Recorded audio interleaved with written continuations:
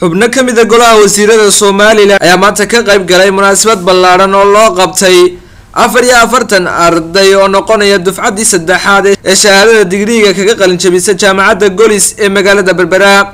waxaana ay ardaydani barteen kuliyadaha dhaqaalaha iyo computer science-ka sidoo kale waxa ka soo qayb galay munaasabadani maamulka gobolka Saaxil iyo kuwa degmada Berbera xildhibaano ka tirsan labada aqal ee golaha wakiilada iyo guurtida Soomaaliland ardayda jaamacadaha gobolka Saaxil iyo marti sharaf kale oo aad u tiro badan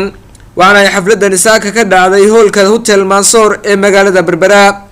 iyadoo ay ugu horeyntii munaasabada daafureen gudoomiyaha guud ee jaamacadaha Golis iyo gudoomiyaha jaamacadda Golis ee magaalada Berbera Naasir Cali Shire iyagoo ka waramay sooyaalkii taariikheed ee jaamacadda waxaana ay sheegeen in jaamacaddu hadda la jaan qaaday jaamacadaha caalamka sida Soomaaliland ay soo qaaday boorka uga soo qaaday idinkana dadaal baa idinka doonayaan maanta waxaan isu tegaynaa strategic planning 5 sanadood baan qabanay waxaan ku ballanay inay jaamacaddu noqoto jaamacadda geeska Afrika ugu wanaagsan dhulka Soomaalidu degto sidaas darteed waxa noqonaysa wax lagu farxo in markii ugu horeysay ardaydaasi ay baratay cilmiga computerka ee dhaqaalaha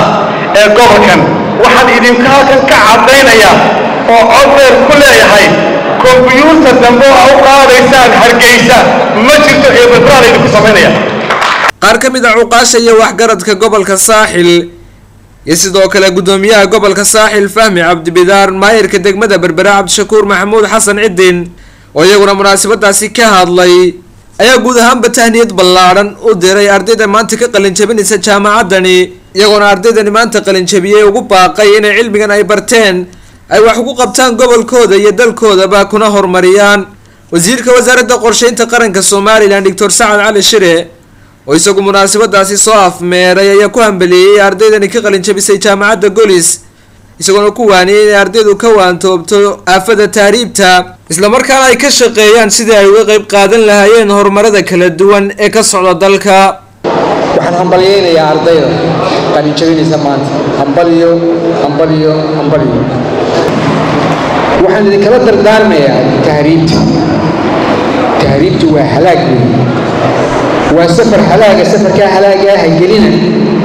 aamina wadalkiina intaasi kadib waxaa munaasabadaasi shahaadooyinkii lagu guddoonsiiyey 44 arday ee dhamaysatay shahaadada digriga ee jaamacadda Golis Khalid Xasan Nuur telefishinka madaxa banaan ee Bulsha TV magaalada Berbera.